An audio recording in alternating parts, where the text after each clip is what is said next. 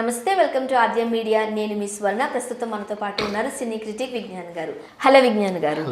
Yes, కిసీ కే bye కిసీ కే జాన్కి సంబంధించి చాలా super duper hit అవుతుందేమో అనుకున్నారు అందరూ. అండ్ సల్మాన్ ఖాన్ గారు కూడా చాలా హోప్స్ పెట్టుకున్నారు. బట్ అది కాస్త తుస్సం అనిపించింది అంటూ వార్తలు వస్తున్నాయి. ఏంటి ఆ ఫ్లాప్ అనే టాక్కి రీజన్స్? బేసిక్గా కథ గురించి మాట్లాడుకుంటే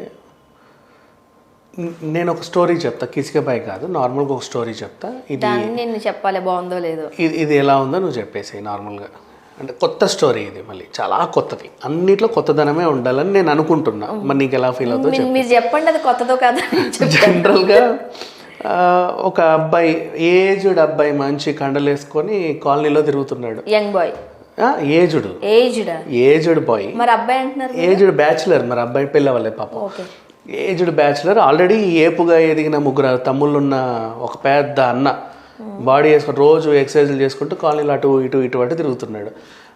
అంటే ఇప్పుడు కాలనీలో మంచి కండల వీరుల్లో ఒక నలుగురు ఉన్నారు పిల్లలు అంటే, వాళ్ళు బ్యాచులర్స్ అయినా పెద్దోళ్ళైనా ఎవరైనా సరే, ఏ ఫ్యామిలీ వాళ్ళైనా బాయ్ నమస్తే బాయ్ అంటాడు వాడు ఇట్లా వస్తూ ఉంటే వెళ్తూ ఉంటే. అలాగే ఏదన్నా చిన్న చిన్న ప్రాబ్లంలు ఉన్నా కూడా వాడికి చెప్పుండవు, నన్ను అట్లా కొట్టిండు, నన్ను వీడి తిట్టిండు అనేవి చెప్తాడు. వీడు వెళ్ళి సెటిల్, అట్లా తప్పు, మీరిద్దరు ఇలా ఉండాలి అలా ఉండాలి, ఓకే అన్న అట్లా ఆ టైపు వీడికన్నా కాస్త బక్క పీరిగిలో ఉన్నాడు, ఒకటి పీక్తాడు కూడా. అది ఆ రేంజ్ కొంచెం, అంటే అది కొంచెం హింసాత్మకం అయిపోయింది. ఈయనకి అన్నకు తొందరగా పెళ్లి చేయాలని ముగ్గురు తమ్ముళ్ళు. ఎవరిని చేసి ఎవరిని అంటగడదాం, హీరోయిన్ వచ్చేస్తుంది వెంటనే. ఆ పిల్లకి ఇచ్చి చేద్దాం, ఆమె తెలుగు అమ్మాయి, తెలంగాణ అమ్మాయి, ఆమెకి ఇచ్చి చేద్దాం అనుకుంటారు. సరే చెయ్యాలి. ఇప్పుడు ఈయనను కూడా కన్విన్స్ చేసేస్తారు, ఈ లవ్లో పడతారు, అంత అయిపోయింది. ఇప్పుడు వీళ్ళందరూ కలిసి వెళ్ళి వాళ్ళ ఆ పిల్ల అన్నయ్యని కన్విన్స్ చేయాలి.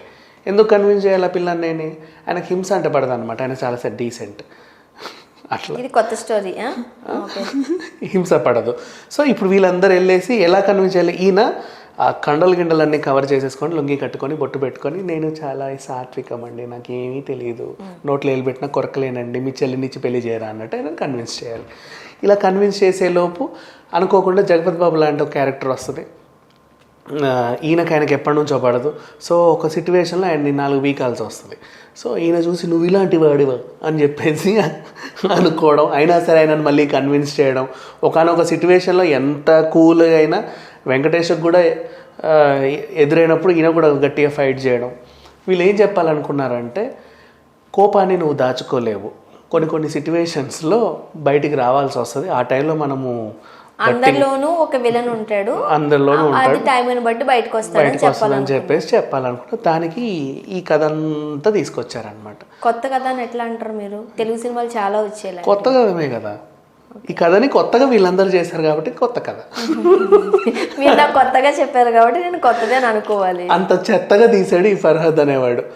ఏం చెప్పాలనుకున్నాడో తెలియదు. అండ్ యాక్చువల్గా పోనీ సెంటిమెంట్గా అయినా వర్కౌట్ అవుతుందా అనుకున్నాం. ఏమని, మొన్న ఫిబ్రవరిలో బతుకమ్మ పాట వచ్చింది, ఆ సినిమా హిట్ అయింది, బలగం అని చెప్పి దేశం మాట్లాడుకుంటున్నారు. మళ్ళీ ఒక దసరా పాట వచ్చింది, దసరాలో బతుకమ్మ పాట వచ్చింది, అది కూడా పర్లేదు, హిట్ అయింది. 3-4 రోజుల్లో 100 కోట్లు కలెక్ట్ చేసింది, ఓకే, నాట్ బ్యాడ్. మళ్ళీ బతుకమ్మ పాటతో ఇంకో సినిమా వచ్చింది, ఈసారి ఇది కూడా హిట్ కొడుతుంది, బతుకమ్మ సెంటిమెంట్ వర్కౌట్ అవుతుంది అనుకుంటే అది అసలు బతుకమ్మ కాదుగా తుస్మనిపించింది. అండ్ ఆ బాలీవుడ్ బతుకమ్మ అసలు ఎట్లా ఆడారో ఎందుకు ఆడారో కూడా తెలియదు వాళ్ళకి, ఆ రేంజ్లో పెట్టేశారు.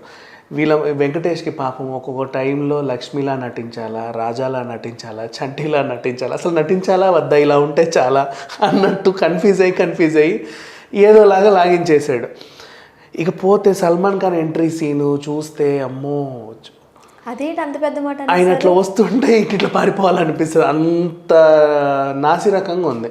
ఇక వెంకటేష్ సీన్లో వచ్చినప్పుడైనా కొంచెం పర్వాలేదులే అనిపించి కూర్చునే లోపు మొత్తం ఎంతసేపు తలుపు తీసి పారిపోదామా అనిపించింది. ఈ సినిమా అలా ఉంది, అందుకే ఫ్లాప్ అయింది. అండ్ నెక్స్ట్ ఈ పూజా హెగ్డే, ఈ మహాతల్లి, ఇక్కడ పెద్ద హీరోలతో, వెంకటేష్ గారితో, బాలయ్య గారితో, చిరంజీవి గారితో చేయమంటే ఎక్కడ మళ్ళీ పెద్ద హీరోల వస్తే చిన్న హీరోలతో ఛాన్సులు రావేమో అని చెప్పేసి నేను చేయను అని చెప్పేస్తుంది. ఐటమ్ సాంగ్ అనే చేస్తుంది కానీ పెద్ద హీరోలతో చేయదు.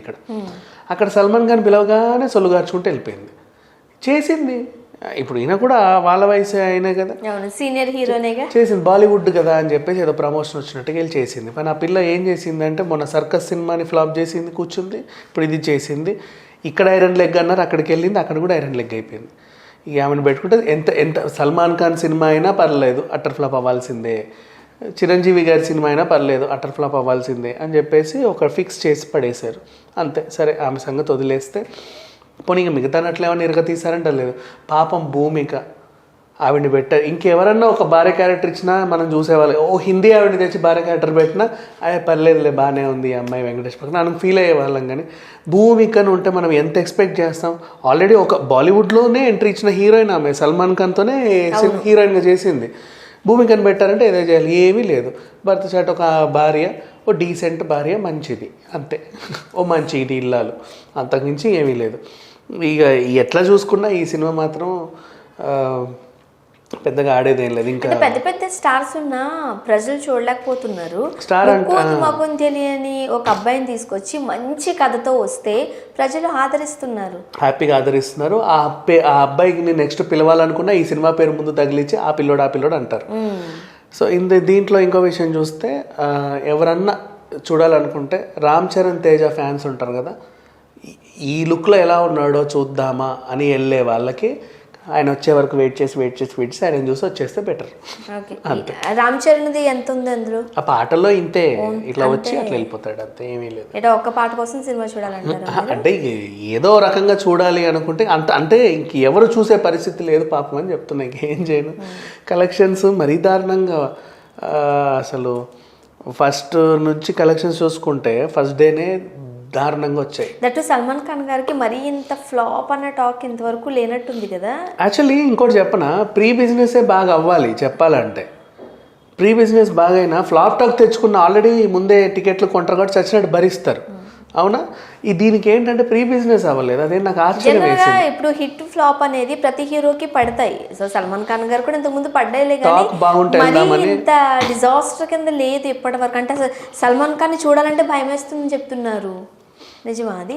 అట్లాగే ఉంది, అది పారిపోయేలాగా అనిపిస్తుంది. ఆయన అంటే ఆ లుక్లో సెట్ అవ్వాలి. ఇప్పుడు ఆయన కండలు వీరుడు అట్లా లేదు, లుంగి కట్టుకొని అట్లా కనిపిస్తే ఎందుకో సెట్ అవ్వాల. మన అజిత్ లుంగి కడితే చూశారు, వెంకటేష్ గారు కడితే చూశారు, నాగార్జున కడితే చూశారు, ఆ రామరాజ్ బనీళ్ళు కాటన్లకి యాడ్ ఇచ్చిన వాళ్ళు అందరూ కట్టినా చూశారు. కానీ ఈవెన్ రానా లుంగి కట్టినా చూశారు. అదే కదా, ఏంటో మరి సల్మాన్ ఖాన్ కడితే ఏమైంది నాకు ఇప్పటికీ అర్థం కాలేదు, ఎందుకో చూడలేదు. సల్మాన్ ఖాన్ ఇప్పటికీ అందరికి లవబుల్ హీరో ఏమో, అట్టానైతేనే చూడగలరు. లుంగి డాన్స్ సాంగ్ కూడా చేశారు కదా, అయినా సరే ఎందుకు ఈయన ఎక్కట్లేదు నాకు అప్పటికీ అర్థం కాదు. షారూఖ్ అంటే బాలీవుడ్లో ఫేమస్ బై హిట్, మన ప్రియమణి చేసింది లుంగి డ్యాన్స్ అంటే వీళ్ళు కూడా లుంగిలా చేశారు. దాని మీద ఒక విమర్శ వచ్చింది. మాజీ క్రికెటర్ లక్ష్మణ్ నారాయణ అనే ఆయన ఏం చేశాడంటే, అదేంటిది లుంగికి పంచకు తేడా తెలియదా, లుంగీలు రాత్రిపూట ఒకదానికి కట్టుకుంటారు, పంచలు దైవకార్యానికి కట్టుకుంటారు, మీరు దీన్ని ఇట్లా లేపి పిచ్చి డ్యాన్సులు చేస్తున్నారు అని చెప్పి దాని మీద ఒక వివాదం లేపాడు అన్నమాట. ఎఫ్ఐఆర్ కూడా వేసాడు నమోదు చేసి. సో బట్ అయినప్పటికీ కూడా అదేం నిలబడలా, ఇట్స్ ఓకే పర్వాలేదు అన్నట్టు సాగిపోయింది. ఈ హిట్ అయితే అది నిలబడేదేమో, ఇది ఫ్లాప్ కాబట్టి అది కూడా నిలబడలా. Thank you so much.